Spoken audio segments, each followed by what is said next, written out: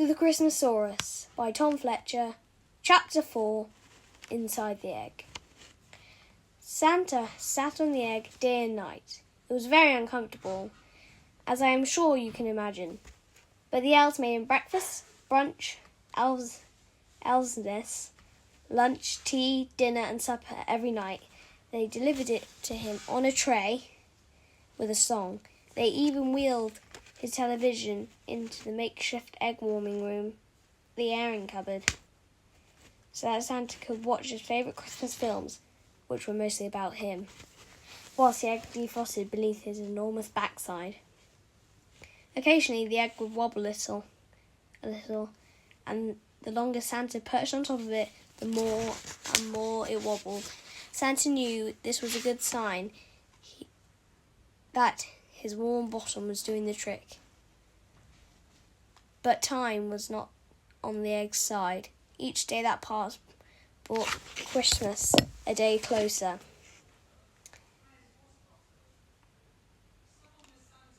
Come on, egg wobbler, wherever you are. Even if you don't shift and hatch on Christmas Eve, they have no choice to fly off and leave you.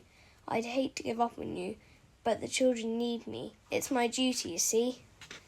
Santa whispered worriedly as the clock struck midnight, signalling the end of another no-show day from whatever was inside the egg.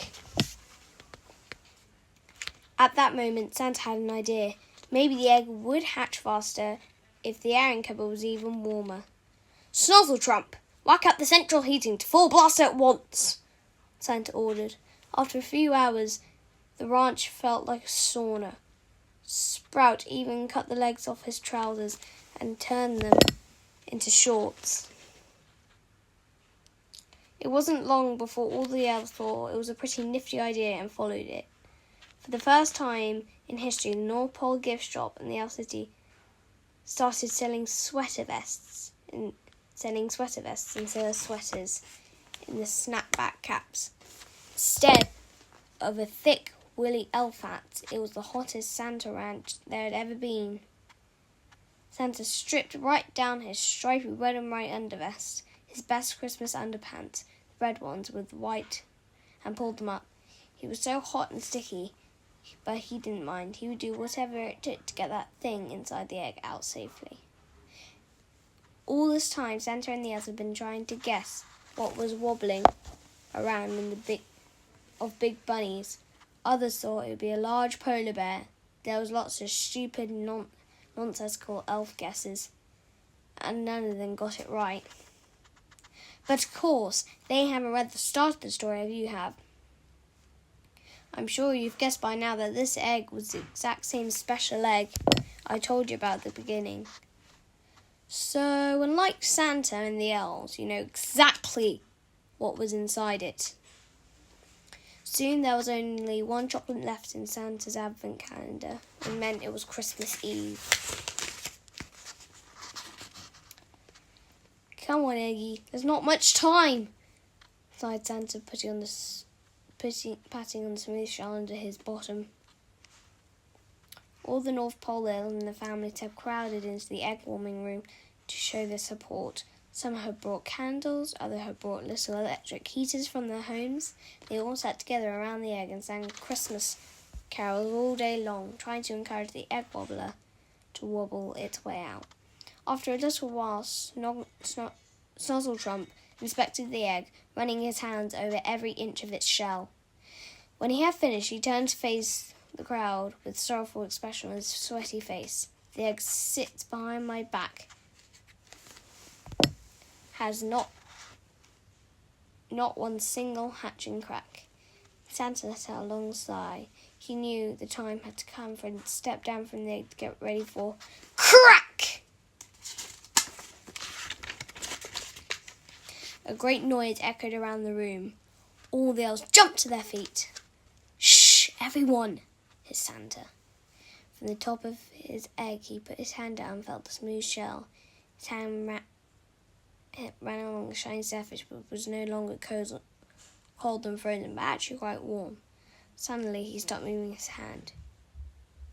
He'd felt something. He moved his finger back a few millimeters, and there was a very thin but definite crack in the eggshell.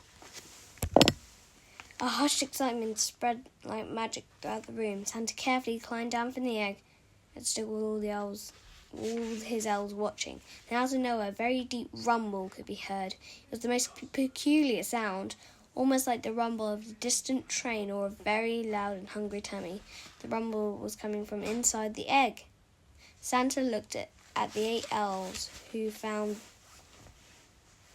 found the egg. Well, they all looked excitedly nervous, or maybe they were nervously excited.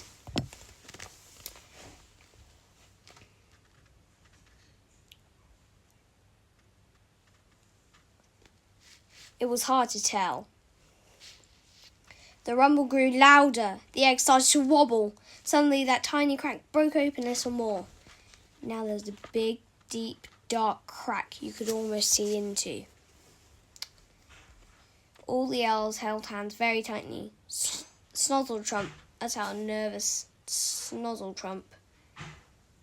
Then, just as suddenly as it had all started, everything seemed to stop. The rumble stopped. The wobbling stopped. There were no more cracks appearing. Just silence. Everyone in the room was still, except for Santa. He took one brave step forward, peeked into the shell. He couldn't see much. It was very dark, but it looked like there was something shiny inside.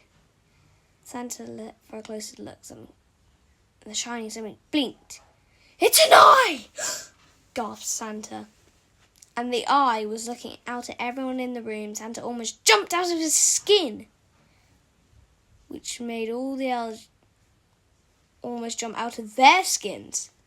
Once they all got back into their skins, everyone laughed nervously at themselves for being such scaredy cats. That's when it happened. Crack! A boom! Santa and the elves dived for cover as they exploded into a billion sparkly pieces, showering the room in shimmering shell that felt like glitter dust over their heads. Slowly, Santa got to his feet and sneezed off some of the shell dust from his mustache and his beard. He brushed glitter from his underpants and wiped his full moon spectacles. And when he put them back on, his nose couldn't quite believe what his eyes saw. In the middle of the room where an egg stood moments ago was something impossible. But this was the North Pole, where anything is possible. "What is it? What is it?" cried the elves. And then they heard a roar. "Well, bless my Kringles," said Santa with a tear in his eye. "It's a baby dinosaur."